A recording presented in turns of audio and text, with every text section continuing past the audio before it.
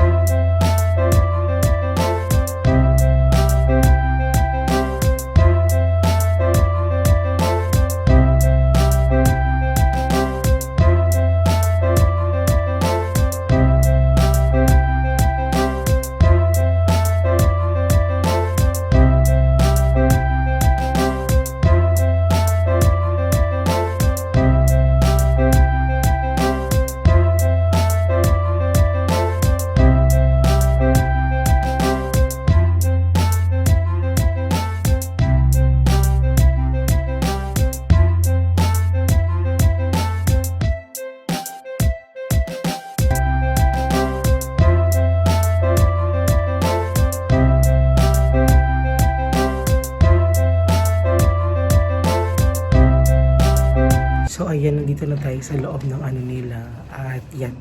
So isimulan na ang process natin. Laki naman ng mukha. Laki ng pes. So hi ate. Asan si ate? Hi. So ayan, feeling ko ay lalagyan na nila ng numbing cream. Tama ba ako ma'am? Mag-facial po muna tayo. Mag-facial. Cleansing lang din po natin. Okay. Pero wala naman po tayong mga skin impurities po. So mag-cleansing lang tayo. I carry go. Iba kasi ba pag may mga, like sabihin, may mga acne, may mga active pimple, yun yung kailangan natin i-deep cleansing po. Yun mag-breaking, tapos mag-steam. So siya, cleansing. Cleansing lang po. Matanggal lang po yung oiliness ng skin sa dirt po. Facial po tayo. Okay. Nag-facial na rin po pala si ma'am, yung last na facial ko nung pumunta dito. Mo yung pangalan? Oo, nag-facial na talaga siya dati. Siya, pinirik ko siya. Napapriking po siya. Medyo tinanggal ko lang din yung mga ano niya. Masakit ba yun? Depende po sa ano yan. Mismong nagagawa talaga. Pero mas maganda po sa kanya is binababa talaga sa steamer para hindi masakit i-priking. Pero ang ganda nga po ng skin niya eh. Wala siyang masyadong ano, dito lang sa may chin. Mga blackheads nga lang yung baba. Tinutubuan po kasi ng ano, hair. So, linis-linis muna.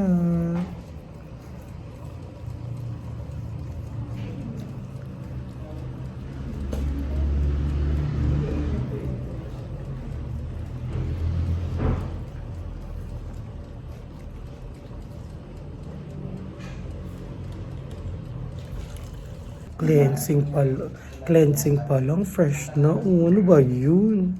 Pasabog talaga dito sa Essence. Bongga. Ayaw mo pa din, sir? So, perfect talaga. I'm so happy to be here talaga. At ang bongga, no?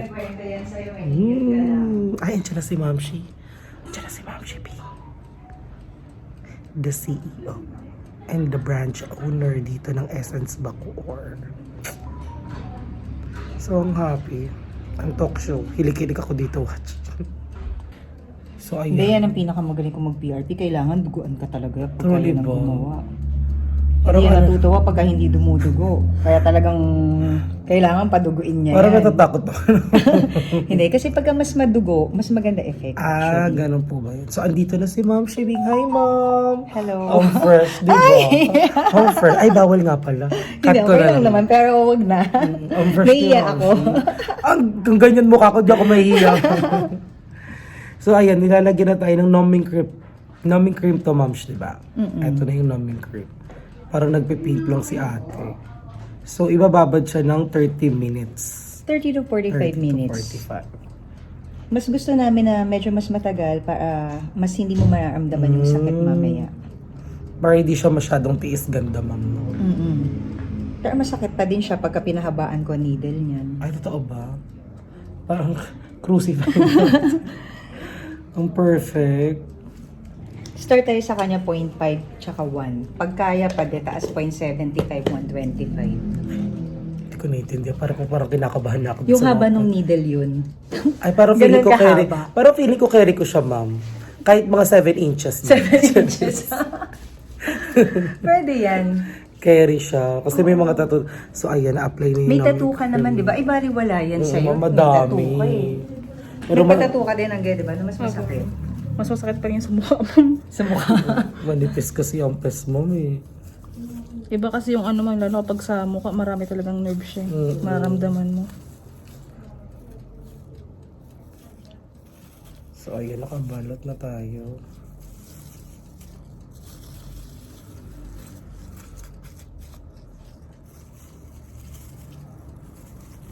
Ayan, pwede ka mag-sleeping beauty muna for mga 30 minutes. Okay, Ma'am. Thank you, Ma'am. So, ayan, pahinga muna tayo ng 30 to 45 minutes para sa pagbababa ng numbing cream natin. So, dito lang tayo sa gilid. Alright, balik ako kayo later. Nga. So, ayan, update lang. Ang bongga, kaka-apply pa lang, pero nararamdaman ko na parang mentolated yung pes ko. So, ayan, I think ito na yung epekto ng numbing cream. Pero kaka-apply lang ang bongga. Ang lamig sa mukha, ang sarap. Ang bongga talaga dito. Tapos nakatutok sa akin yung aircon, kalmado lang yung sarili ko. Ako lang mag-sleep. Ganda. Ang laki lang ng best. Puro mukha. So, ayan, abangan natin kapag ginagawa na yung process, okay? So, ayan, na-start na kami ngayon ng process. Grabe, hindi ko na maramdaman yung mukha ko. Pasabong na namin cream nila. Ay, bongga. Hindi ko na-feel. Pero medyo mataas din naman yung tolerance ko sa pain. So, let's see. Mag-start na tayo ng processing ni Ma'am Shi.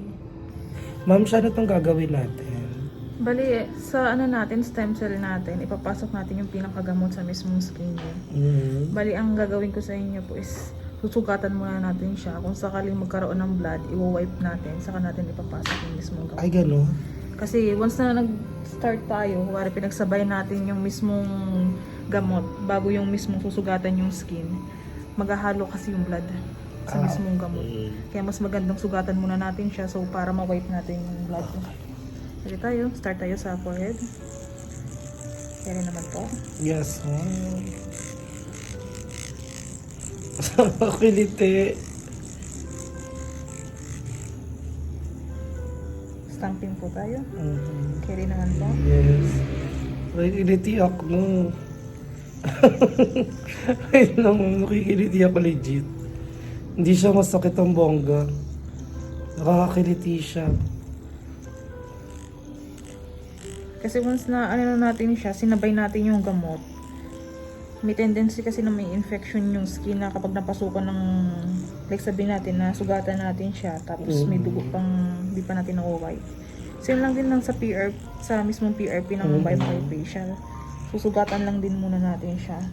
Saka i-wipe yung mismong blood Mhm. para maipasok yung gamot. Tapos i-ano lang, i-spread na lang sa skin. Ah, okay.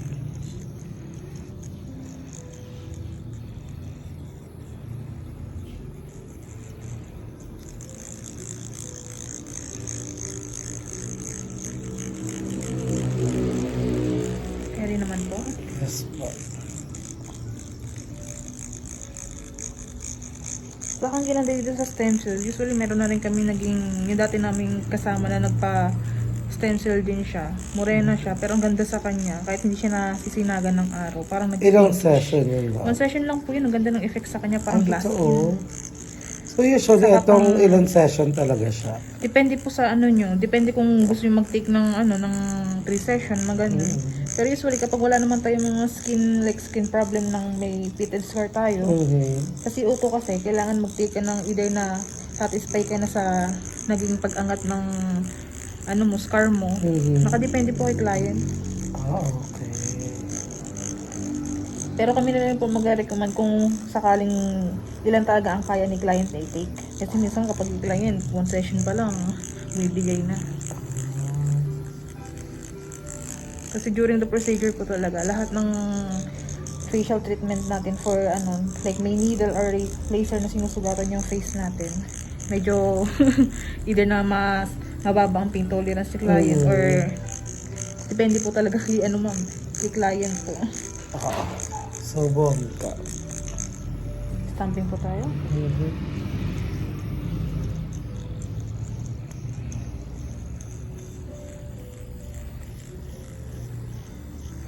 Nakaka-relax siya. So, duguan na tayo. Ang ganda naman po pag ganyan mga ano, may nakikita ko yung blood. At least nalalaman po natin na nasusugatan talaga yung skin nyo. Kasi ipapasok tayong gamot. Hindi kasi natin pwedeng pagsabay yung gamot tapos nagdudugo yung skin nyo. Okay po. Yun po kasi nagkakaroon ng infection sa ano eh. Napapasukan ng bacteria yung mismong sugat.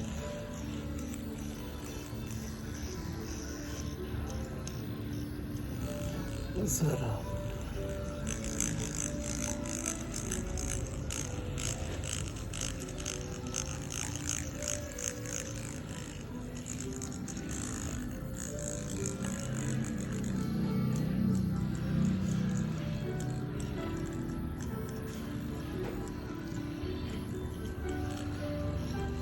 So, ayan, naglalagay na si Ma'am siya ng stem cell. Yan, bongga dahil. Paslak na siya. So, i-stamp daw yan. So, tara, let's see. Dari tayo.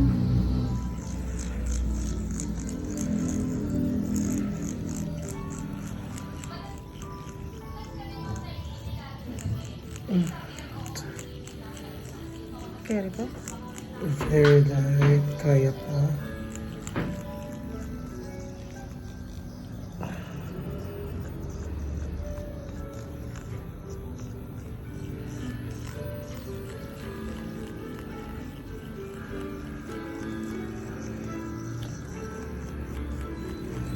Kabog. So, pisngi na as. Saan na tayo ng pisngi? Dari tayo. Okay.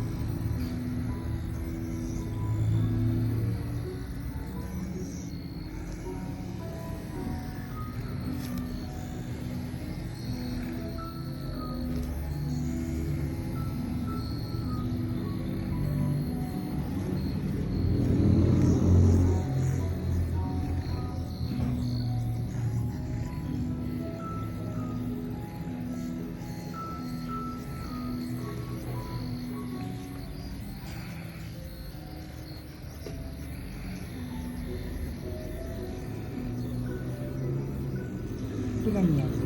Alin na? Needle mo. 1.75 ma'am. 175? Abo ma'am.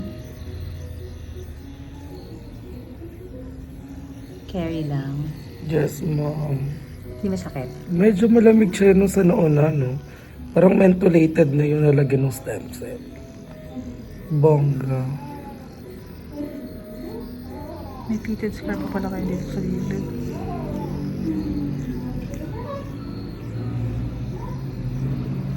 Dapat to ma'am. Siya na naman eh, kaya yan. Sinusugatan ko pa siya ma'am eh. Para pag dumugo, pupunasan ko muna yung dugo niya.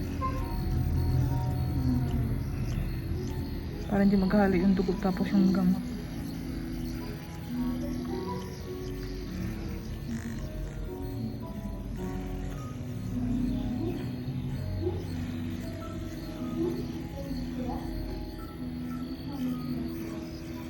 Ready ba tayo?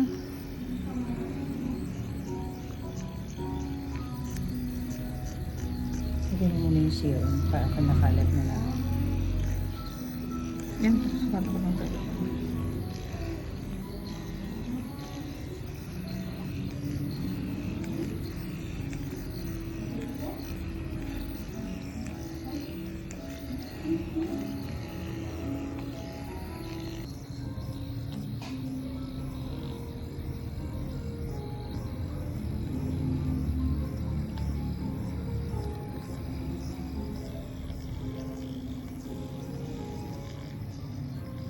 Sakit na.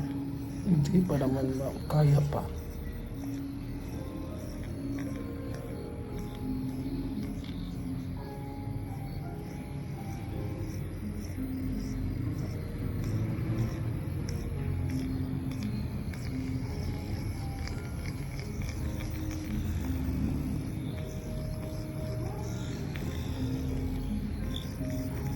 Laki naman ang mukha.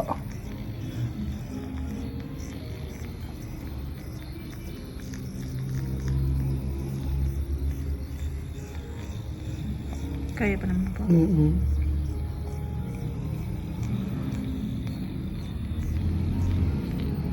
So ayan na guys, at patapos na tayo. Tignan nyo naman. Talagang kita nyo na yung difference agad. Talagang kita nyo yung pagkapula. Tsaka kita nyo din na hindi ko na mabuka yung bunganga ko. Ang sarap sa mukha. So, sobrang bongga ng naming cream nila. Hindi mo talaga mararamdaman yung 36 needles na tinutusok sa mukha mo. Diba? At sabi ni ate, naloloka daw siya. Kasi ang bilis daw mag-absorb ng mukha ko ng serum, di ba te? Opo. Tapos habang nararamdaman niya, nagda-dry ka agad. So kaya ina-apply ng serum. So it means, ina-absorb ng katawan ko yung ginagawang procedure sa atin ngayon. So I'm very happy. Look at that. Bugs, pasabog. Tapos ang sarap ng serum kasi ano siya, ang lamig na something. Sarap. May Terralite po tayo. Okay po. Antibacterial light. Alright po. So ayun na. Parang iaano na tayo. Pasabog. Bugs. Kabogs. Laki ng mukha. Pakak sa ay na mga kadaladaling ko at tapos na po ang ating session ng ating microneedling with serum. So ito ang magiging result nito is magiging glass skin tayo and look. Bongga. Pakak, sugat, dugo, pero ganda. Ito po ang tinatawag talagang tiis ganda. So guys, please, if you want to experience this wonderful experience, so if you wanted to experience and have a very wonderful skin, yan, facial skin, and they also offer, massage and other services, and I will show you that in this video. So yan, bisitahin niyo lang ang Essence Derm Aesthetic dito sa Bacoor branch. Yan, so tabi lang siya ng SM. Papakita ko sa inyo yung page nila, and then yung link it's gonna be on my comment section yan para matry nyo naman at makita niyo yung mga services. Ang bongga. Ang sarap ng experience dito. Very relaxing yung vibe ng place. And then yung mga talagang mga ate girls dito ay mababait. Lalo na si Mamshi, yung may-ari ng branch na to. Bonggat ang fresh niya. So now hindi ko muna maramdaman yung pes ko. So ayan, so kakausapin ko na si Ma'am Shi at itatanong na natin kung ano yung mga bawal nating gawin para sa healing process nitong eksena natin, okay? So tara, babalik ako kayo later. Mwah! Ganda naman ah. Loko. Pakak. Charis. Kaya na everyone at nakauwi na ako ngayon dito kay Madam Ryle kasi nga malapit lang. Parang 10-15 minutes away lang yung Essence Derm Aesthetic Bacoor branch. So, andito na ako ngayon. At ayan na ang pest natin, di ba? Glass skin na umiilaw-ilaw na siya. Hindi pa yun nababanlawan pero ang ganda-ganda na. Yan, thank you so much Ma'am Shi Bing yan sa pa-experience mo sa akin ng ganito at sabi niya abangan at dapat daw maging consistent kami sa mga ano namin, sa mga sessions na pinapagawa namin. So ayan, guys, hanggang dito na lang tong video na to and please don't forget na i-check yung page nila. Ilalagay ko yung link niyan dito sa comment section natin, yung Facebook page nila ng Essence Derm Aesthetic Bacoor branch para ma-check yung mga services nila. And guys, thank you so much for watching this video. Yan, mahal na mahal ko kayong lahat. And thank you so much for always supporting me in all the videos of all the bayuts. I love you everyone. Olo ko, ang fresh. Chari.